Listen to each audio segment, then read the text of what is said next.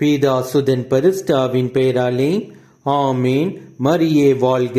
இன்றைய வார்த்தை, மனிதரின் வழிகளில் ஒன்றும் ஆண்டவர் கண்களுக்கு தப்புவதில்லை, அவர்களுடைய பாதைகளை எல்லாம் அவர் சீர்தூக்கி பார்க்கின்றார்.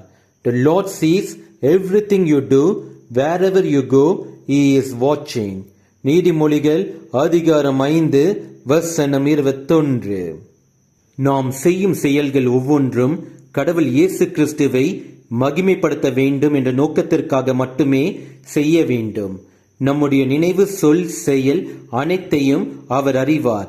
எனவே நமது செயல்கள் அவருடைய மகிமைக்காக செய்யப்படும் போது நம்முடைய வாழ்க்கை வெற்றி பாதையில் செல்லும், நம்முடைய வாழ்க்கையும் புனிதமடையும். இயேசுவுக்கே புகழ். மரியே வாழ்க. ஆமேன்.